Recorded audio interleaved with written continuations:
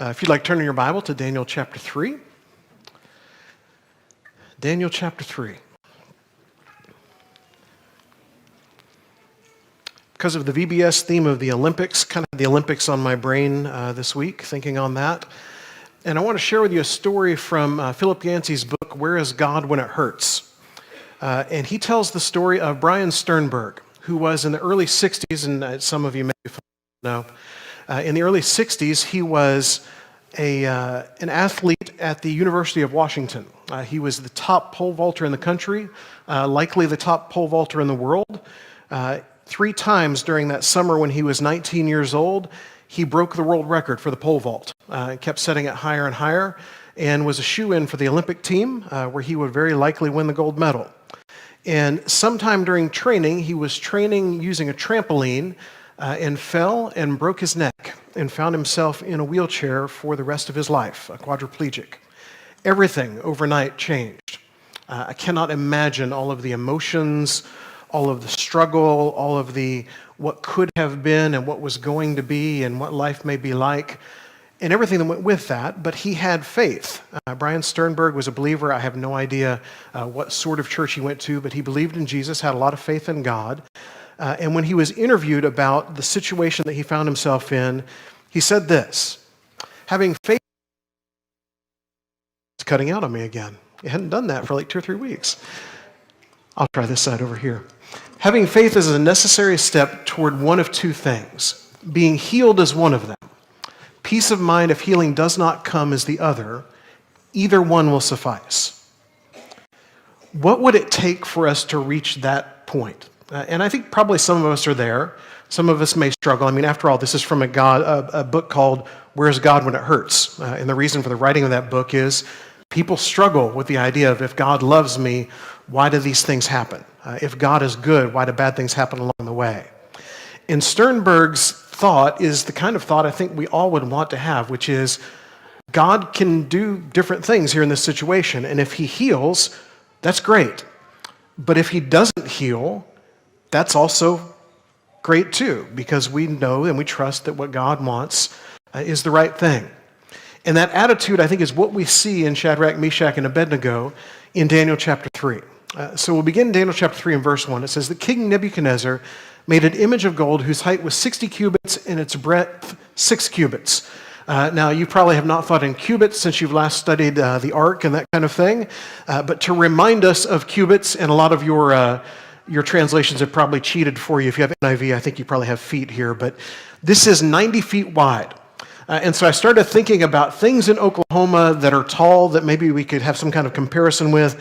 I didn't put a picture of it up here, but one of the things that came to mind for me was that giant soda bottle that Pops on Route 66. Probably a lot of you have either stopped there or driven by it. I Googled to find out. It is 66 feet high. And so we're talking about something that's another half as tall beyond that, like a 9-story building tall statue that's put out there. And he set it up in Dura, in the plain of Dura, in the province of Babylon. So he picked, and we do get this in Oklahoma, he picked a good flat place where it would look even taller than it was. And so you would, from miles around, see this thing as you were approaching.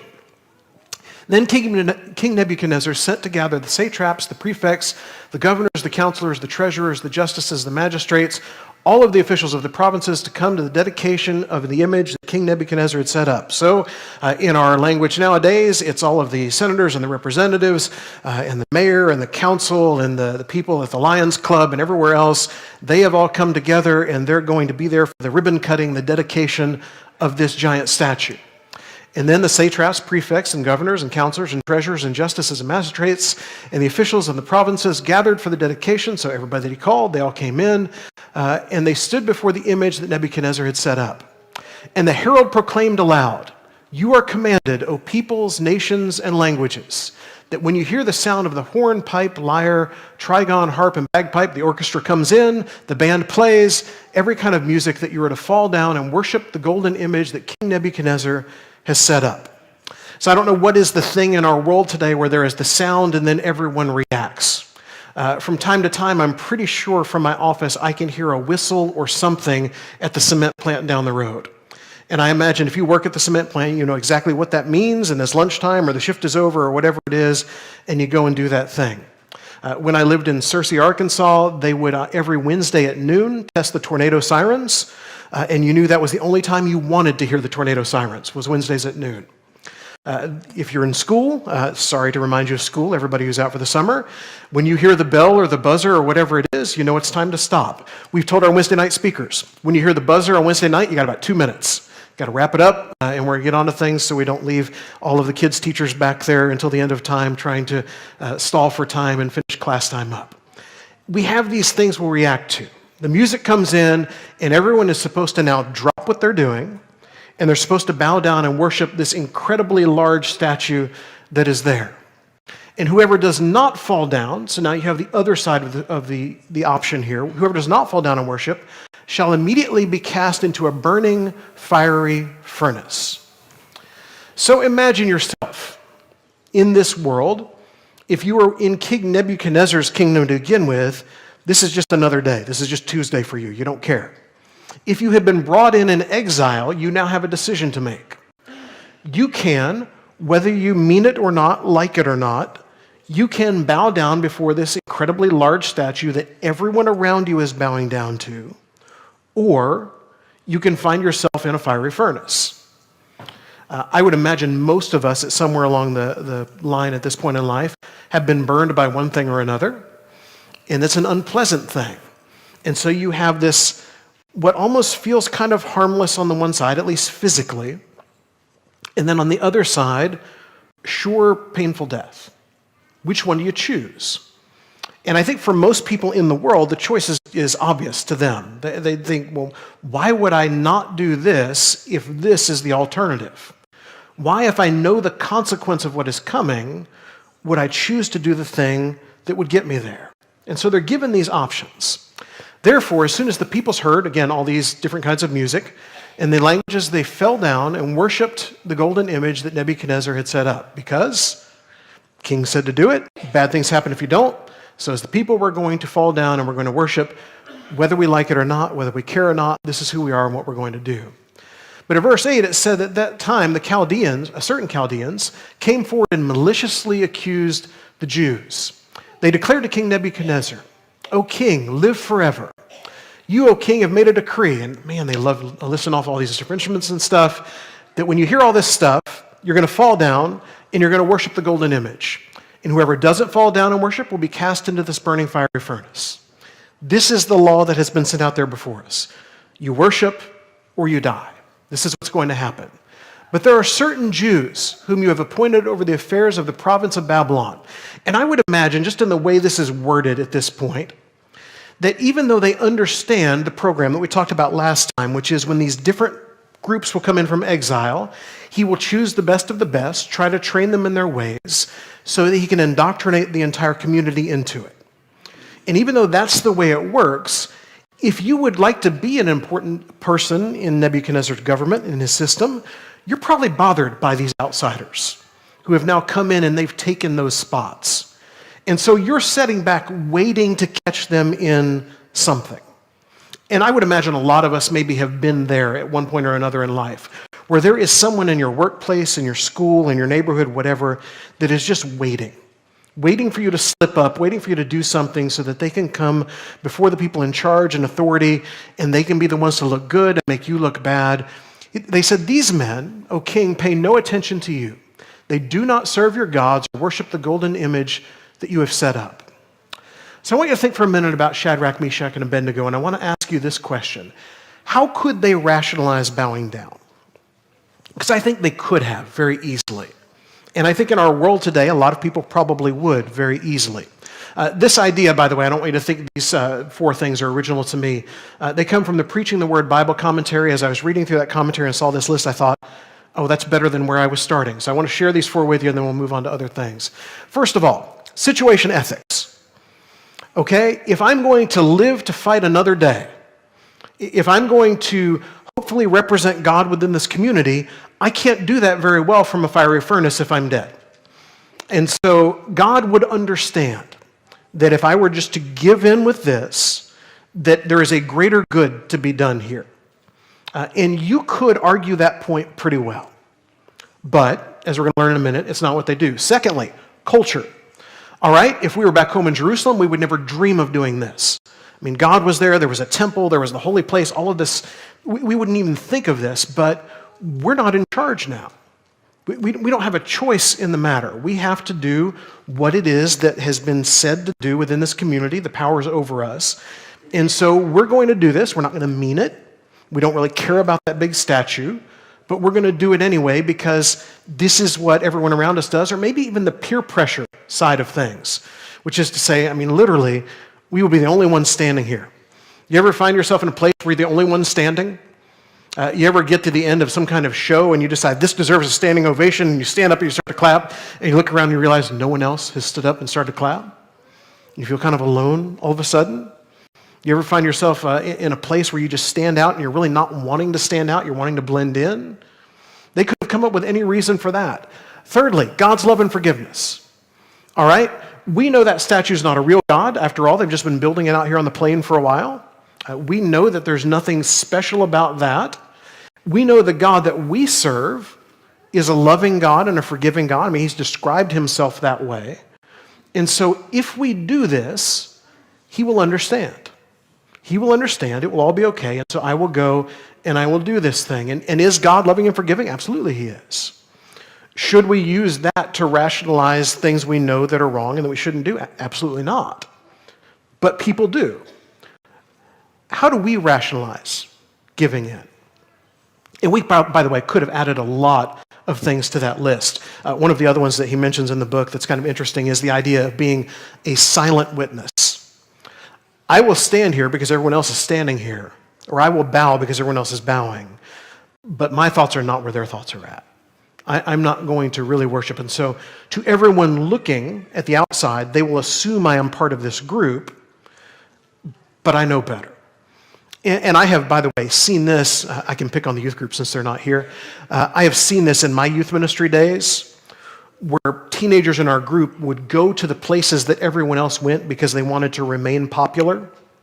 They just wouldn't do the things everyone else was doing when they were there. The problem was no one within that group understood they were living life any differently than they were. It all looked the same. And by the way, I pick on the teenagers. There are very much adult versions of that, aren't there? You know, where we're in places we shouldn't be, around people doing things that we shouldn't be doing, and we feel like, well, we're somehow making a line here because we're not actually giving in and doing these things, and yet it looks the same to the world around them. How do we rationalize? I think we could use any of these, if not a whole lot of other things that we may think of that would make this seem okay. And I will tell you, I wish the form idolatry took in our day and time was a giant, another half as big as Pop's soda bottle statue somewhere that we all were supposed to go bow down to, because then it would be cut and dry clear whether you were doing it or not, wouldn't it? Then, honestly, to us as Christians who have lived the way we have lived for a long time, it would look silly. And we would think, well, I don't want to do that. But when it's the thing everyone around you is doing, when it is living in a way that our culture says is right or that they're pressing us towards, it's so much easier to give in. And you will find over the course of time, things that the church or Christians felt one way about 10 years ago, 20 years ago, 30 years ago, have gradually shifted and shifted and shifted. And you've seen it in culture, but now you see it within church. And the reason why, it's this. We have slowly let down our guard to what is truth and instead given it up for what is happening in the world around us. So Shadrach, Meshach, and Abednego have this choice, and they make the correct one.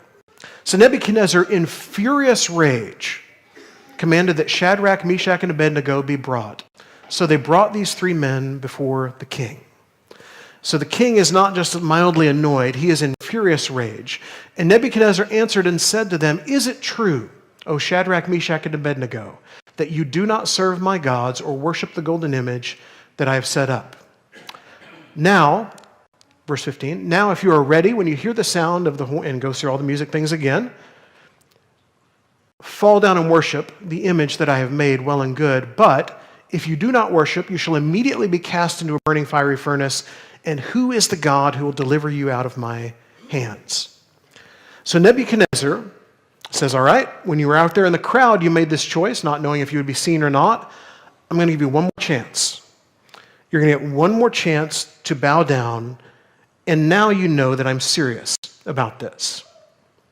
And how many who stood when maybe they could stand and still kind of blend in, how many now would maybe change their mind? This angry king before them who had the power to throw them into this furnace says, just change your mind. Just do it my way. Then what do you do? So when someone notices the way you're living and it's different than the way the world around you lives, and then calls attention to it, what do? And I think what we see in the world around us nowadays when this happens is this is when everyone issues the apology for daring to take a stand against whatever it was, and they reverse course and give in to whatever the pressure is and whatever the thing is. And they expect Christians, churches, to do the same kind of thing. That if there's just enough pushback, then eventually you'll give up. And they'll keep pushing and keep pushing because it works. I would imagine these are not the first people that King Nebuchadnezzar has attempted to intimidate. I would guess he's had pretty good luck with this to this point. And so he says, all right, one more try, and we're going to do this the right way. So the question this brings up is, who is their God? Because that's the questions he asks, isn't it? Who is the God who will deliver you out of my hands? So who is their God? And this is what, with boldness, they say to him. The boldness is not just in standing when everybody else is bowing. The boldness is not just in being willing to be thrown into that furnace, but the fact that they're willing to state their case, and the fact that they can state their case, or God's case maybe in this instance, is because they know it. They know who their God is. And so when they're asked, they're ready to tell. So Shadrach, Meshach, and Abednego answered and said to the king, O Nebuchadnezzar, we have no need to answer you in this matter. So the first thing they say about their God is, he is the one they answer to. All right, king, you think you're the one. We've got to respond to you. We've got to explain ourselves to you. You can understand or not understand, and it really doesn't matter. Because we answer God. And God understands exactly what we're doing. And so when we look at the world around us, who wants to say to us, who is your God? I think our first response to that question is, he is the one we answer to. It's not the pressures of the world. It's not where things shift or what is okay now that wasn't okay before. It's not any of those things. It's not what the world is trying to convince you. You must do this to fit in, to be right, to be loved, to be good. It's who God is. So we answer first of all to God. Then he says, if this be so, our God whom we serve is able to deliver us from the burning fiery furnace, and he will deliver us out of your hand, O king. So first of all, they say, he is able. This God that we serve, he is able to deliver. So we know that regardless of what you think or want to do, that God can deliver us from this. And more than that, they think he will. They truly believe that God is going to deliver them. So for us, first of all, we've got to recognize that whatever power the world thinks it has over us, God is the one who is able to deliver. There's nothing in this world that can do that. And then secondly, we have to have the faith, the trust to know that he will. God is going to deliver his people. But then in verse 18, it begins this way. But if not, and you'll notice, by the way, if you look back to verse 17, if this be so, but if not. So they know God can. And they really believe God will. But they also trust his judgment. This God we serve is the God whose judgment we trust. So if I pray to God for something, and the answer is not the answer that I want, that's okay. This is probably the biggest jump of faith with this entire process. Knowing that God can, why would we be here otherwise? Believing that he will. It's the reason why people go into the water. They know he will. But knowing that there are those times that he decides not to within our world, within our lives, and being okay with that, that's where they are. They knew when they didn't bow down that one of the possible outcomes is we will die in that furnace. And they're okay with that. Think back to the story from the beginning of Brian Sternberg, this soon-to-be Olympic athlete. This is where he began kind of early in the process. The book also talks about 10 years after the accident, Philip Yancey, the author of the book, went to visit him. And in those 10 years in between, it's almost as if he was living out the book of Job, where this awful thing happens and he's wrestling through it and trying to figure it out and everything, and then the other Christians show up. The other believers show up, the friends show up. And they began to tell him things like, if you just had more faith, maybe God would do something. Or, if the God you serve is as big as you say he is, why hasn't he healed you yet? And it began to eat at him. It began to make him question, well, why isn't God doing these things? And a lot of us may find ourselves there at one time or another, where we know God can, we believe he will, he doesn't do things in the way we want him to do them, and we begin to question. For Shadrach, Meshach, and Abednego, they're okay with either outcome, because they see the bigger picture in all of this. So verse 18, but if not, be it known to you, O king, that we will not serve your gods or worship the golden image that you have set up. So if not, our God, this God you ask, who is our God? He is the only God that they're going to worship. He's it. And so as we look at the world around us with all these different gods for us to serve, and again, it's not as simple as a 90-foot statue for us, but there is the God of money, there's the God of politics, there's the God of sports, there's the God of physical beauty, there's the God of, why did I point at me when I said physical beauty? There's the God of all these other things. And our world says, serve these gods. There's the God of acceptance, there is the God of anything you can think of. And for us, this is the only God we worship. This is why we are here, but it's not just Sundays for an hour. This is the God we worship with our lives. Then Nebuchadnezzar was filled with fury. You know, what you want at that moment is he appreciates the resolve that he has seen in these people that are clearly under this threat, and he wants to learn from them, but instead the anger just builds. And sometimes, by the way, that's the reaction we get. When you take a stand, you know you're in the right, you plead your case, you try to make it understood, and sometimes it's not a back down, they just double down on whatever it is. So then Nebuchadnezzar, filled with fury, and the expression of his face was changed against Shadrach, Meshach, and Abednego. He ordered the furnace heated 7 times more than it was usually heated. And I will tell you, at times where you look around our world and you think, how bad is this? It can keep just exponentially going further. You look at the New Testament, some of what they dealt with. It can go further. He ordered some of the mighty men of his army to bind Shadrach, Meshach, and Abednego and to cast them into the burning fiery furnace. These men were bound in their cloaks, their tunics, their hats, their other garments. They were thrown into the furnace, and the furnace was so hot, some of these guys throwing them in were even burned up.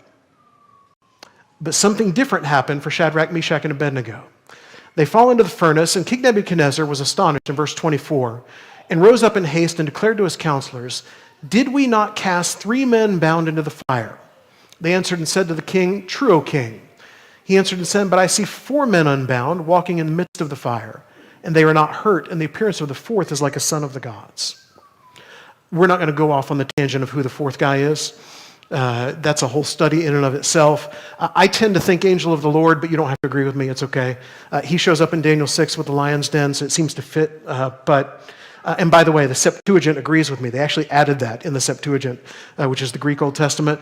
But could be whatever you want it to be. That's not the point, which is why I think it's left vague here. It's not the point. The point is they're thrown into the furnace that burns people up on the outside, and they're fine on the inside. And so Nebuchadnezzar came near to the door of the furnace, calls them out. They come out of the fire, and he says, by the way, before we get there, servants of the Most High God, come out and come here. Servants of the Most High God. Who is this God you serve? Just a few verses earlier. Servants of the Most High God. They're in the presence of a 90-foot statue that seems like a pretty high God before this. And Nebuchadnezzar, the one who puts it up and commands for it to be worshipped, realizes that's not the Most High God out there. The Most High God is with these guys.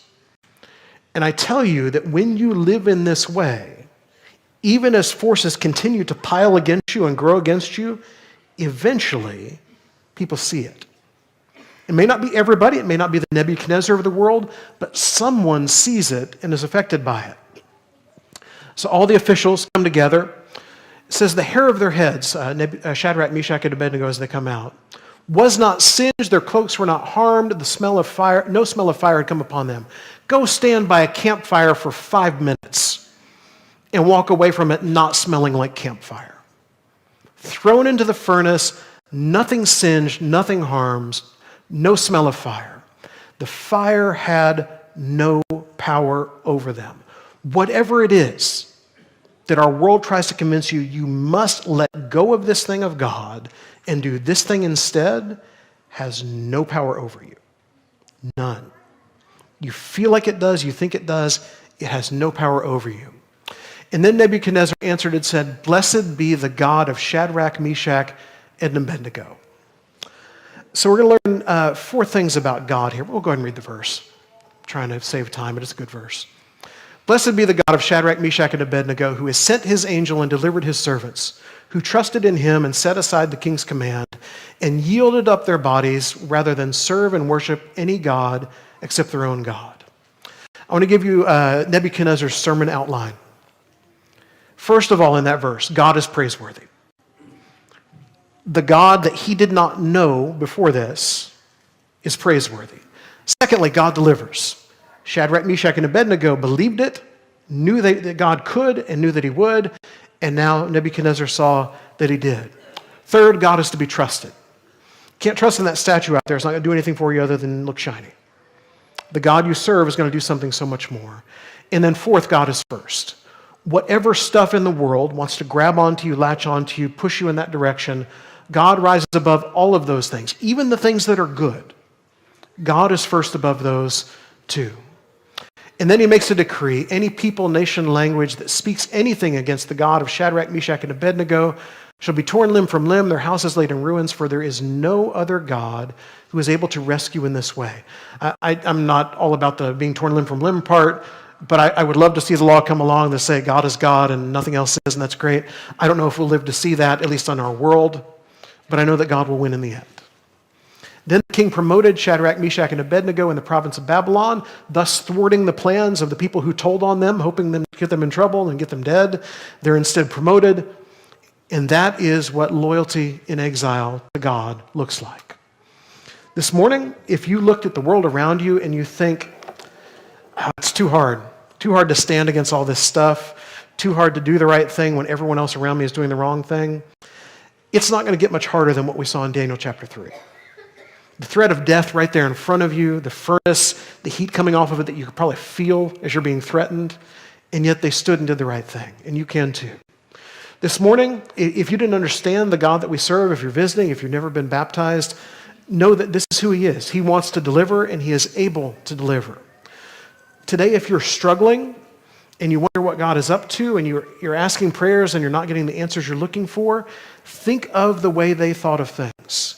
We know he can, but if he doesn't, we trust his judgment.